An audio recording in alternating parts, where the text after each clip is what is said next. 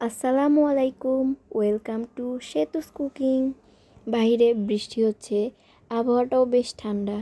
এই ঠান্ডা আবহাওয়ায় যদি হাঁসের মাংস আর ছিটারুটি হয় তাহলে কেমন হয় ব্যাপারটা বলেন তো।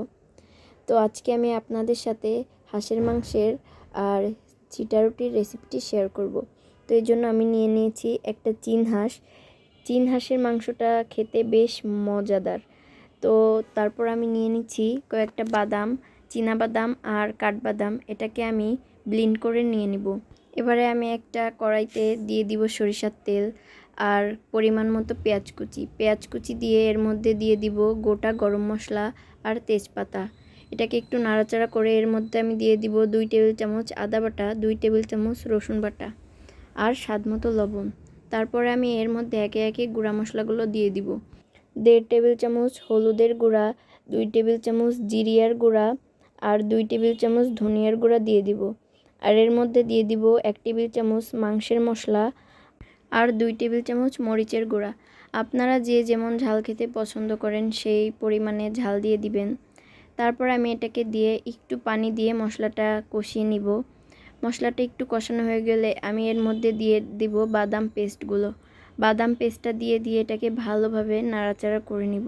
বাদাম পেস্ট দিয়ে মশলাটাকে আমি ভালোভাবে আবার কষিয়ে নিব। তারপর আমি এর মধ্যে দিয়ে দিব ধুয়ে রাখা মাংসগুলো।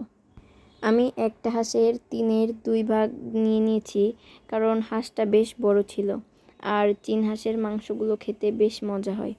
তারপর আমি মাংসগুলো দিয়ে মশলার ভিতরে ভালোভাবে নাড়াচাড়া করে নিব। মাংসগুলোকে মশলার সাথে ভালোভাবে মিশিয়ে আমি এটাকে 10 মিনিটের জন্য ঢাকা দিয়ে রেখে দিব। তারপরে 10 মিনিট পরে উঠিয়ে এটাকে আবার ভালোভাবে নাড়াচাড়া করব। এই তো মাংস থেকে বেশ খানিকটা পানি বের হয়েছে, আমি এখানে এক্সট্রা কোনো পানি ইউজ করি না এখনও। তো এবারে আমি এর মধ্যে দিয়ে দিব গোটা কয়েকটা রসুন। এটা অপশনাল, আপনারা চাইলে দিতেও পারেন নাও পারেন। তারপর দিয়ে দিব স্বাদ মতো কয়েকটা গোটা কাঁচা লঙ্কা। তারপর আমি এটাকে দিয়ে ভালোভাবে নাড়াচাড়া করব। আর যেহেতু মাংসটা ছিটারুটি দেখাবো এই জন্য আমি কয়েক টুকরা আলুও দিয়ে দিয়েছি।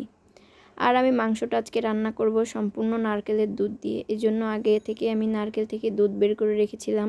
তারপর আমি এই নারকেলের দুধটা মাংসের মধ্যে দিয়ে দিলাম। নারকেলের দুধ দিয়ে আমি এখানে 1.5 টেবিল চামচ চিনি দিয়েছি, যাতে হালকা একটু মিষ্টি ফ্লেভার আসে।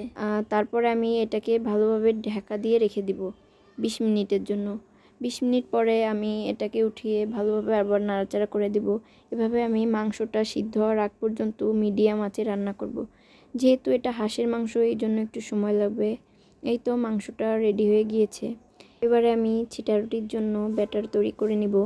এখানে আমি 2 কাপ চালের গুঁড়া নিয়েছি আর স্বাদ মতো লবণ আর অল্প অল্প পরিমাণে পানি দিয়ে দিচ্ছি। এই ব্যাটারটা একদমই পানি হবে, মানে নরম হবে। তারপরে এখানে আমি বেশ খানিকটা পানি দিয়ে দিয়েছি। এখানে আমার 2 মগ মতো পানি লেগেছিল। তারপরে ব্যাটারটা কিছু সময় ভিজিয়ে রেখে দিব। তারপর এটাকে ঢাকনা দিয়ে ঢেকে রেখেছিলাম কিছু সময়। তারপর একটা তাওয়ায় হালকা একটু তেল ব্রাশ করে হাতের সাহায্যে ছিটিয়ে আমি এই তাওয়ার উপরে দিয়ে দিব ব্যাটারটাকে। এই তো তৈরি হয়ে গেছে ছিটারুটিগুলো বানানো একদম ইজি অন্যান্য রুটি পিঠার তুলনায়।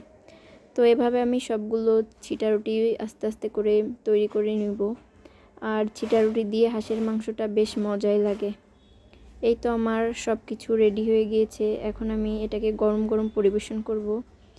তো আপনারাও এভাবে হাঁসের মাংসটা রান্না করতে পারেন বাসায়। নারকেলের দুধ দিয়ে হাঁসের মাংসটা রান্না করলে খেতে বেশ মজাদার হয়।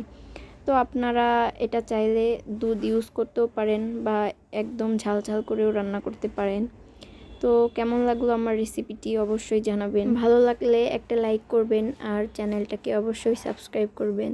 ধন্যবাদ। দেখা হবে নতুন কোনো রেসিপিতে। আল্লাহ হাফেজ।